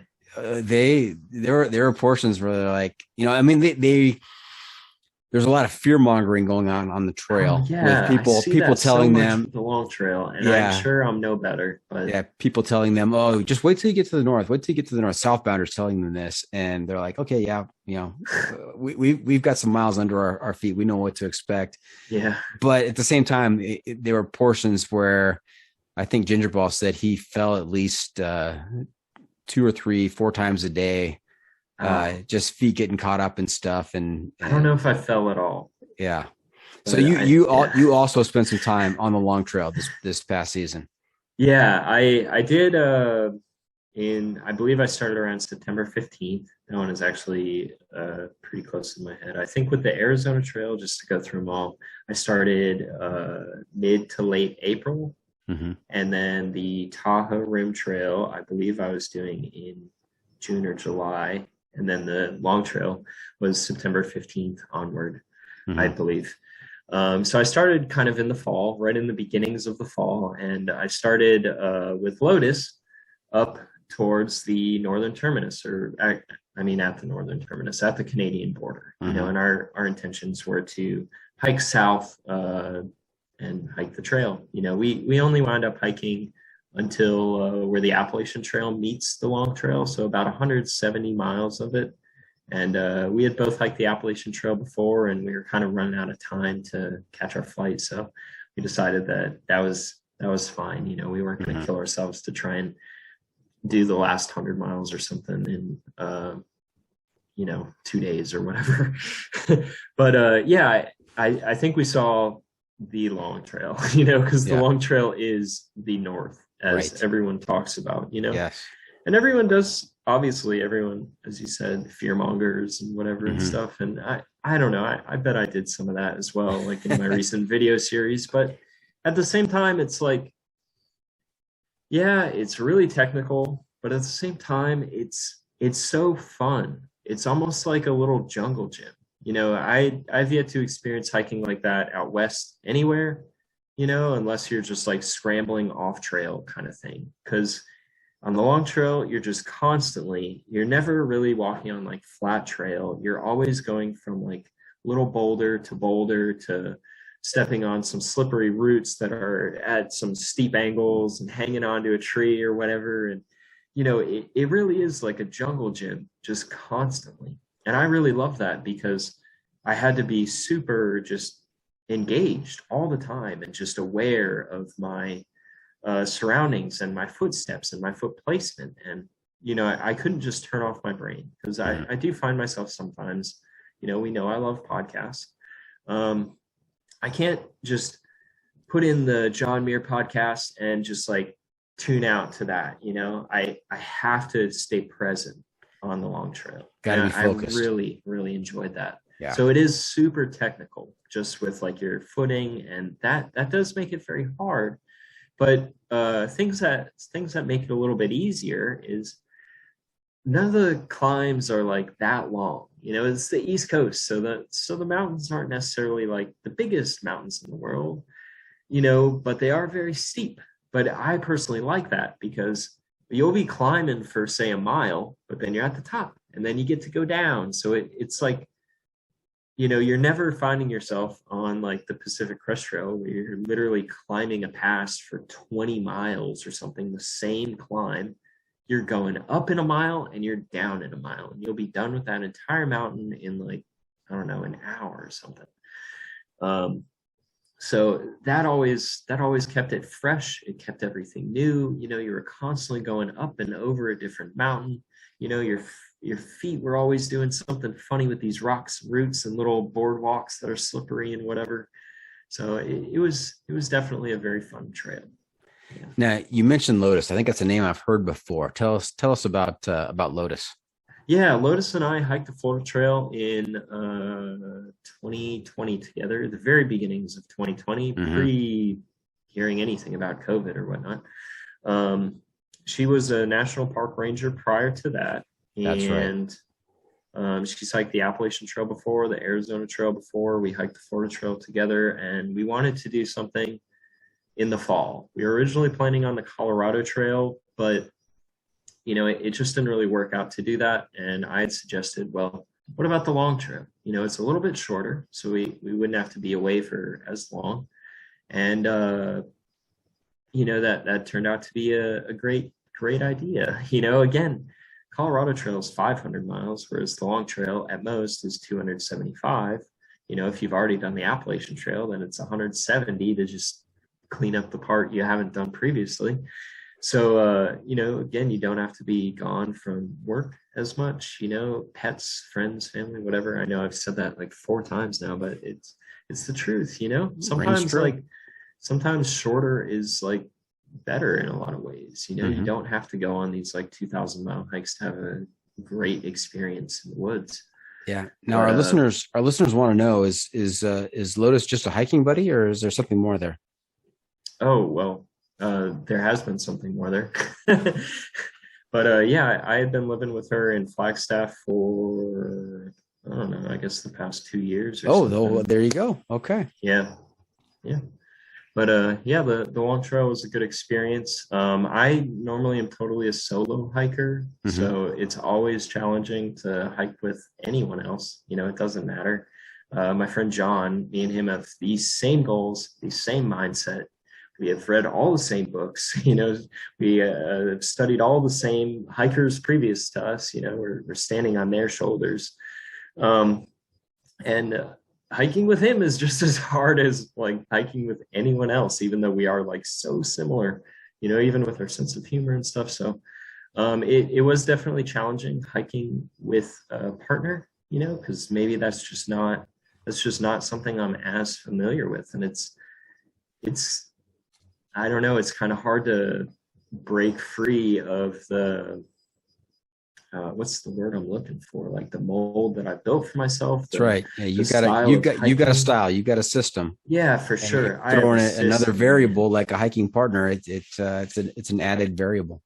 Yeah, it was an added variable. It did make it more enjoyable in so many ways. To share that experience with someone else was fantastic. But it also makes things a little more challenging Hmm. because, everyone's going to have a slightly different experience. Everyone's going to have a slightly different day. I may slip on that rock and she doesn't. Now I'm in a bad mood and she's not, type of thing. So, yeah, it's definitely something I need to work on. And I think I need to go back to the drawing board with just going on short trips with friends and stuff and seeing what I can learn there. Because I think I got this solo hiking thing down, but hiking with a partner for me it's a little tougher, you know. Now, now, Jupiter, I have to confess, I can't imagine you in a bad mood. That doesn't jive with my experiences on your Instagram feed, on your YouTube channel, in our podcast interviews. I don't think I've seen you frown once. I really try not to be. I really try to be positive, both online and off, my just personal life or wherever. I really try and be positive, but I guess like anyone else, I can I don't know, get triggered or whatever. I don't get mad or angry or something. I think a lot of times in my head I just kind of get confused and my head's swimming and whatever. So I don't know. Yeah, I'm definitely not an angry person or a fighter type of person. I I don't know.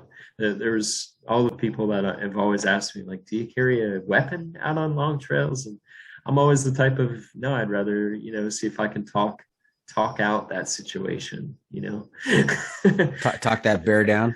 Yeah, Yeah, exactly. yeah, And you nice. can. Dogs and bears, like they're gonna react to however you are acting, I think. So, So you when know. you and I are hiking the PCT together, Are you doing it next year? What's a trigger I should avoid with you? Are you? I don't know. What's your trigger? You don't know what your triggers are? I really don't. No. Okay. I think it's just, as I mentioned, it's hard for me to break out of that muscle memory of, like, I started hiking the way I hike now in 2014 or something. And I've done a lot of trips and a lot of hikes and all over the country, 11,000 miles, roughly in that way, and trying to more or less perfect my own kind of like hiking style. So it is hard for me to kind of break free from that in some ways. Right. And I enjoy how I hike very much, but it's definitely hard to not hike that like that. Okay.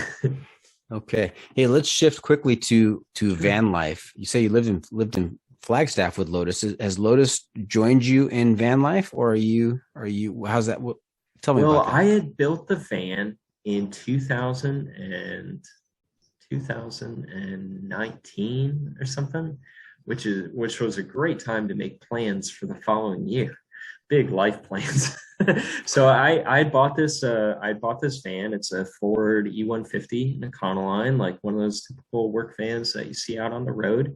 And I had spent a month kind of building it out, just literally working from sunrise to sunset. I'm not a carpenter or anything, so it was a very fun experience to convert this work truck into a living space and a space that I could be happy living in and whatever. So that was a fun experience in its own, but I built that van to kind of, I wanted to live out of that. I wanted to work out of that. I have electricity and solar, and, I have, it's ready to live in, for someone minimal like me. It obviously doesn't have the fixings of a home, but it's got everything that I feel like I need to be happy, especially, just living out of a backpack a lot of the time. So I built that van to live out of, and then 2020 happened. So I moved to Flagstaff, and I lived there for, I guess, 2020 and 2021. And now I'm ready to hit the road again. I'm ready to kind of spend some more time traveling, something that I've really been missing. I'm sure we all have, feeling, homesick for a place that isn't your home in a way. So yeah, it is a thing that I'm very excited to do more of. And now I feel a little bit safer actually getting out on the world and on the town and stuff, and not like I'm doing something bad. But yeah, so I'm super stoked on the van, and I think I'm trying to, I'm here in Florida. I'm spending the holidays with my family, and I'm wondering, should I do some like tune-ups, add in those extra drawers I've been thinking about, or those extra shelves, or whatever else little upgrades I've been thinking about in the van now. Or, I'm planning on hitting the PCT in just like a few months from now or something. Should I just wait until after that? But I don't know, so I'm just having fun right now. I spent the past, month and a half driving from Arizona to South Florida, and kind of just taking in the sights along the way, and camping in some national forests and visiting with a couple friends. And it's been a fun little thing, and I'm looking forward to the future with it. Nice. Now, what's on your gift list? Was it more van life accessories, shelf upgrades, and drawer upgrades, or is it hiking type gear? And I think if I had a gift list, it'd be a Home Depot gift cards. Okay. But I don't know. Before every trail, I try and post like a gear breakdown or a gear video, because I feel like, everyone enjoys that. But also, I think it's interesting to see just trail to trail, environment to environment. What am I carrying here that I didn't carry there? Or what, if you watch 3 in a row, what am I carrying still from that video you saw 4 months ago or whatever? So I feel like I'm pretty good on my gear. I do make little upgrades here and there. I just got a new backpack, and as I talked about, I'm looking into maybe a slightly larger tarp, and just something will pique my interest. I'm looking into a larger, or not a larger, but a better power bank for the camera and stuff. So like little things are on my list, but I think, for the most part, I could go out with the gear I have and be, happy as a clam. Whereas the van, there are some things where it's like, that would definitely make my life easier. Yeah, it's interesting. I was wondering if it was just me where, if I were to do any kind of my multi-day hikes, I have a lot of gear. I've got gear that I can get by with and I'm happy with. But yeah, I always have the itch to look for and get new gear. There's just something about that, right? Yeah, well, I mean, I've been using the same like fleece sweater for the past 3-4 years. I've been using the same like power bank for, I don't know, 4 or 5 years. So that has seen a noticeable decrease in the amount of energy that it can hold. Mm-hmm. So that definitely needs an upgrade. But for the most part, I don't need the new gear. It's just sometimes something really interesting comes up on my feed, and I'm like, that could be fun. That's yeah, right. or I feel every other year I try trekking poles again because I usually don't use trekking poles, and I always, I gave a pair of Gossamer Gear LT4s or 5s. Those are pretty expensive. I just gave them to someone on the Shelton Trace Trail because I tried them and I'm like, nah, these aren't for me. So I gave them to a different hiker, and I've given so much. You probably made that hiker's day, I bet. Yeah, I don't know. Maybe he still has them. I think I'm buddies with him on Facebook, but yeah. I'll have to include that in the hiking pole. Trekking poles or not. Oh man, I feel like the majority of people, that would be the real way to weed out the freaks. People that don't use the hiking poles, it's like, what are you doing, man? And I know we already talked about what you want to do next, but I have a couple of suggestions for you on the horizon after you've accomplished all you want to accomplish and you're looking for the next challenge. One is the Hayduke Trail. That's you heard of that one? On my list. Yeah. On your list? Yeah. I was toying with maybe doing it this past fall, even. Yeah. I was close. Yeah. And I felt like the Arizona Trail was kind of like a little primer to that. That's what made me think of it for you. Yeah. Yeah. And it's just, I feel like the more I do this, the more I kind of seek out maybe that solitude and also that greater challenge. Yeah. And the Hayduke just comes with, a ridiculous amount of navigational problems, logistical problems with you can't buy food here. You have to previously have thought about this and have left yourself a cache buried under the desert sand a month ago to be picking up now. So the Hayduke does look very interesting. Yeah, Ginger Balls last season talked about his Hayduke experience, and he gave a very good description of his experience out there. He completed it. He did it. Yeah. But he said it was one of the toughest things that he has done. And once you do the Hayduke, then I think that you're ready to enter into the Barkley Marathons. Nah, man, that's not for me. And it's not that I've done a 50-mile ultra. I've done a handful of 50Ks, but I did those because like my friends were the race directors or something. If I'm going to go out and suffer, I can just do that on my own time. I don't have to do that in a race. I don't have to do that with a group. Like I've spent a lot of my time just, hiking, just having fun in that kind of way. I've obviously gone out and done a lot of just like day hikes that were like 50K or 30 miles, whatever.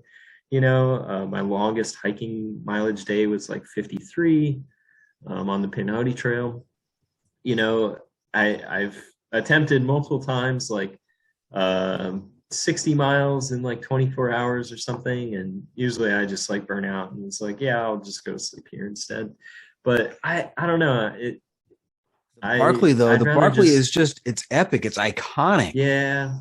Yeah, it's interesting. I don't know. I don't think you're taking me up on that one. No, I feel like a lot of what, I don't know, is it too publicized now? Like, is it too big? Is it too well known? Like, if I wanted to get in, I know how I could try and get in. Like, I know how to apply. You do know how to apply. That's one of the best kept secrets. To me it is, at least. I've had multiple competitors from the Barclays on the podcast, and they have all been very circumspect about what the application process is. I don't know. I'd rather just do that stuff whenever I feel like doing it. Well, I don't know, Jupiter. The fact that you know the application process leads me to believe that this has interested you a little, and you've done a little research. I mean, I've certainly seen those documentaries, and yeah, for sure. I mean, I think I spend a lot of time thinking about hiking. So sometimes I'll branch off into alpinism and watch a bunch of alpinism documentaries, or, I'll go through Anton Krupicka's Instagram feed and then watch 30 hours of Anton Krupicka running on YouTube. And, just like, I've certainly looked into it. Okay. And yeah, but it's not for me. Did you watch The Alpinist? I don't know if I did. That's another that's not a series. It's another show, another documentary on Netflix about Marc-Andre Leclerc. Yeah. Yeah. Fascinating. I'm not sure if I did. If it's recent, probably not. But I go through these phases where it's just like one after another after another. Yeah, I think it was 2020. I think it was 2020. Okay. Yeah. So, hey, Jupiter, you know where we are? Where are we? It looks like you are somewhere in the Sierra right now. I am. This is for our video listeners. That's right. Video watchers. This is Evolution Lake behind me here. Ooh. Yeah. But we are at that time of the episode where I ask you for your pro tip insight of the week. What nugget of wisdom do you have for our listeners to make their next outdoor experience even better? Okay. Do you know what I did last time? Because I feel like I'm about to repeat myself. I don't have a fresh memory of it. Okay.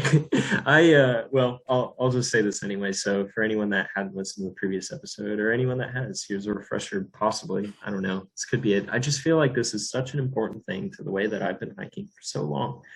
I've hiked about 11,000 miles on long distance trails, from the Appalachian Trail to the Florida Trail to the Pacific Northwest Trail to the Arizona Trail to Shelton Trace Trail, and just all sorts of things all over the country. And I always get these comments of, that gear setup will never work in this state or this area or this whatever, this mountain country, whatever. And I just keep kind of knocking these places off, and going to these places and making it work.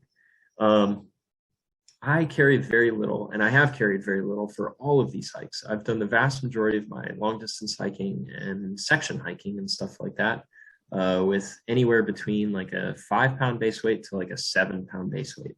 I feel like the heaviest I'd ever carried on a through hike was maybe like 7.5 pounds or something, ever. Except first 2012. After that, it was like straight up ultralight forever.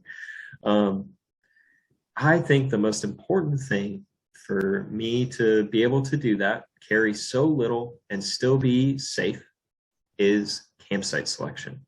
Is this something I've mentioned before? I don't know, but it is so important, and you can do so much with campsite selection.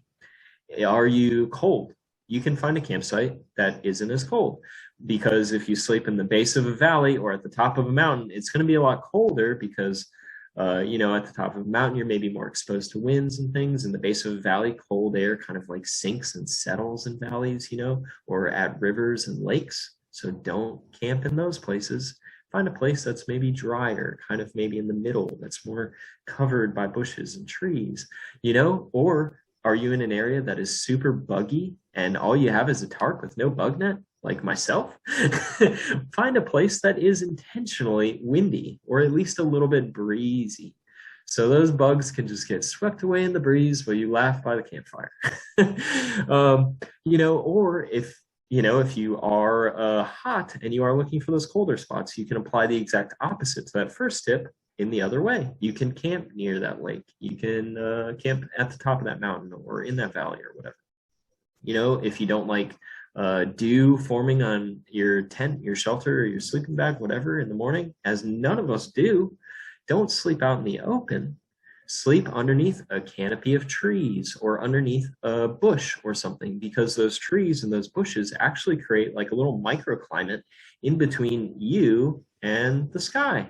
So you aren't gonna wake up with a wet tent if you're sleeping underneath a thick canopy, or if you're sleeping within bushes and stuff, because that kind of collects it all for you. I believe it come from the difference in temperature inside of your shelter and outside? I'm not sure. But I know sleeping under some trees or some bushes will prevent that dew from forming on your tent. So there's just so much that a good campsite can do for you. If you're like me and you carry a very minimal sleeping pad, you can find ground that's more comfortable. Avoid those established campsites. Avoid sleeping on those rocky beds and those areas that have been camped in thousands of times before, and find that nice leafy ground, that nice grassy area, that nice bed of pine needles that's going to provide you some natural cushion, a little bit of natural insulation, so it's both going to be warmer and more comfortable.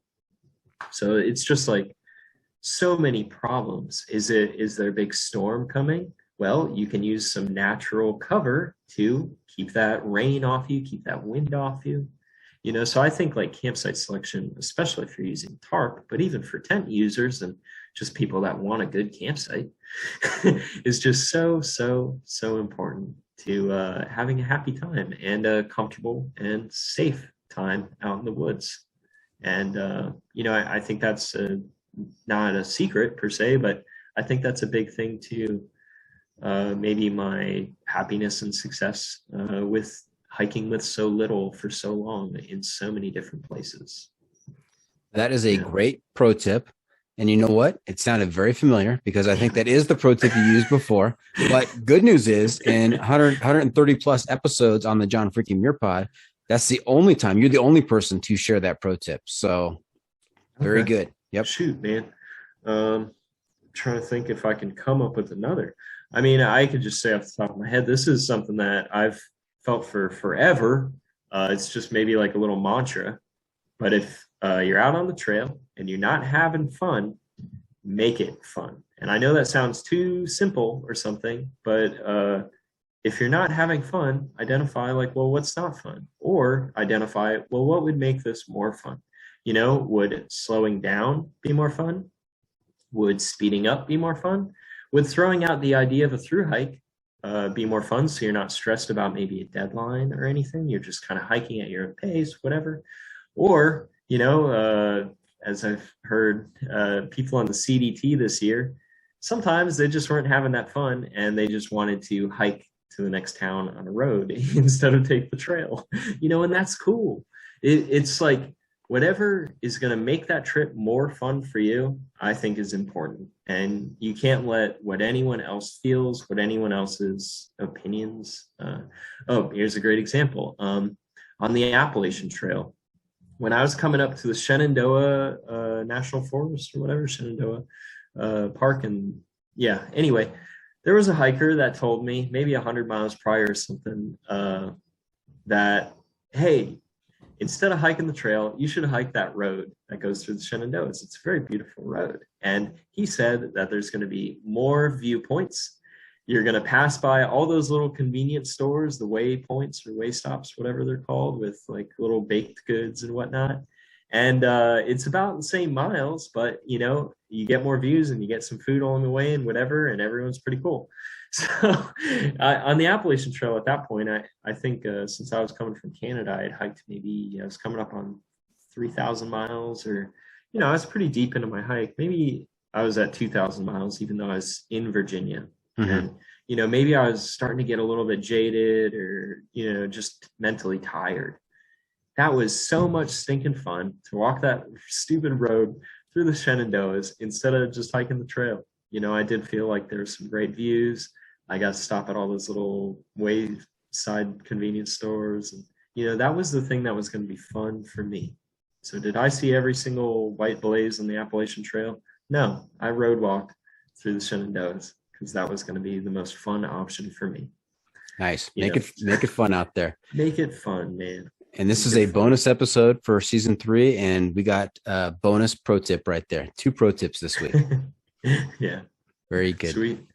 So there you have it. That's it. This episode is just about in the books. Hope our listeners enjoyed our time with Jupiter. I want to thank him for joining us this week. Jupiter, how can our listeners keep up with you on social media, and where can they find updates on your latest adventures? Oh man, I'd say I probably focus on Instagram and YouTube the most. That's probably where I'm at the most. But just about anywhere, you can just look up Jupiter Hikes.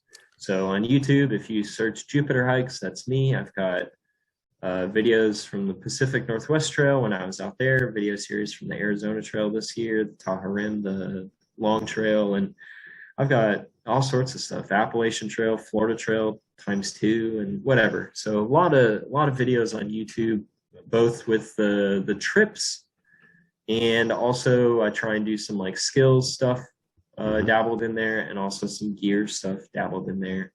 But then also on Instagram, Jupiter Hikes. I got a website, Jupiter Hikes, which you can find some of my random writings about various trails and things. But yeah.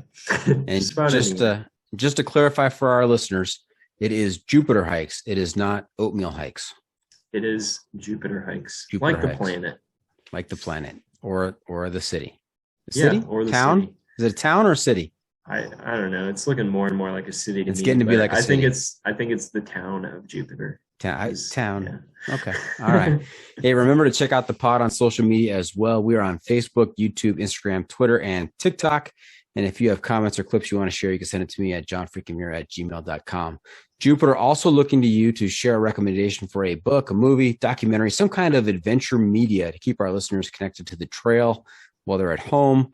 We're calling this our adventure media recommendation. What do you have for us? Oh man. I mean, I feel like this is another one I've said before, just because it is my all-time hiking book. But Jennifer Farr Davis, she had said the Appalachian Trail FKT, I don't know what year, but I believe supported. She had previously hiked the Appalachian Trail just as a thru hiker, but it's Jennifer Farr Davis, or Jen Farr Davis, JPD. And the book is The Pursuit of Endurance, or just Pursuit of Endurance. It is so freaking good. I have listened to it on Audible like 5 times, if not more. I go back to certain sections, and it is, I guess it's got a lot of history about long distance hiking and our long distance hikes, long distance trails in the United States, but it eventually, and for the most part, focuses on FKTs and the history of speed records on these long distance trails. Okay. And it is so well written, and it also has so much history that you are just not going to find anywhere else. Interviews and just sentiments and advice and stories from hikers and people that don't do interviews with anyone else. So it is a fantastic book. Okay. The Pursuit of Endurance by Jennifer Farr Davis. By Jennifer Farr Davis. And I think this episode comes out, it'll still be in time for you to listen to this and put it on your holiday gift list. Yeah, so. Audible, or get the book. You know, I think I own the book, but definitely, you know, when I'm on trail, like, that is something that I can listen to and just get so hyped. So, yeah. Okay. Hey, and before we wrap things up, I've got one more segment for you called What Have I Not Asked You that you're dying to tell us about? Did we miss anything in your recent past? Man, what did you not ask me that I'm just dying to tell you about? I don't know. I've been having a lot of fun playing some disc golf lately. Okay, disc golf. I got into it in 2020. I mean, just because it was a cool little thing. You know, I could, it's the game of golf, but you're playing with Frisbees. I think it was kind of first built on and created by hippies out in California and stuff like that in the 70s or whatnot. And, you know, so it's golf, but with Frisbees, and you just play it at a local park. There's courses in just about every city across the country. You can play solo, you can play with friends. All you need is like a $6 Frisbee, and you can head out there and play it. But I've been really enjoying it because I can get out, I can walk around the park for like 2 to 4 miles or something, and I can play this fun game. I've even I know a lot of other people that play it that I follow or whatever have referred to it as hiking with a purpose, because you're hiking through these cool parks, but the purpose is also this game as you're going along through the park. So that's been a very fun thing that I've been doing for the past year and a half. And yeah, other things. Other things I've been doing and working on that I always have fun with. I'm a painter. I've been a painter and artist my entire life. I used to teach acrylic painting classes. And yeah, that's something I always have fun with when I'm coming back from a trail. I mostly paint with watercolor now because I think it is just like the most fun medium to work with. Acrylics and oils can get a little bit intense sometimes, whereas watercolor is really just like you're spreading some color around a page. It's awesome. It's beautiful. And I love coming home from a nice trip like the Tahoe Rim Trail and just painting some landscapes and the sceneries from those hikes. So if you're looking for a new little hobby to get into or try out and you're feeling crafty or artsy, I highly recommend some watercolor painting. And feel free to reach out, and I'd be happy to recommend some very basic kit that wouldn't be too expensive to start with. Fantastic. For all of you who are listening at home, updating your Jupiter trivia sheets, you can now add on to onto that list disc golf and watercolor. So I kind of feel like it's maybe more of a bingo thing. Like Jupiter bingo. Got that bingo of, has he mentioned this yet? Or I don't know. He mentioned disc golf. Drink. Yeah. the new drinking game, the new holiday drinking game. Just a list of like keywords. Yeah, anyway. Perfect. All right. Hey, that's a wrap from the John Freaking Muir studio. Any shout outs to friends and family, Jupiter? Oh man. Thank you for having me on the show. It's been fantastic. Big shout out to you. It's always fun coming on here. It's the second time, and I look forward to sometime again in the future once I've done maybe some more cool stuff, something new to talk about. Home for Christmas, and I guess thanks to my parents for letting me hang out here for the month. Looking forward to the PCT next year. So, yeah. Anyway. Are your parents inside looking out the window at you as you're recording? No, I think my dad works from home, so he was working. Right now it's like 10:50. That's right. Yeah. On the East Coast, so he was working. He's probably asleep now. Ago. I don't know. He does pass out pretty quick. But no, I'm just out here on the porch. Okay. Hanging out. All right. Well, thank you for tuning in. Always remember, the trail is the trail. It doesn't care if you want to go downhill. It doesn't care if it's almost dark and you're looking for a campsite. It doesn't even care if you forgot half of your food in the car back at the trailhead. The trail is the trail. Embrace the suck.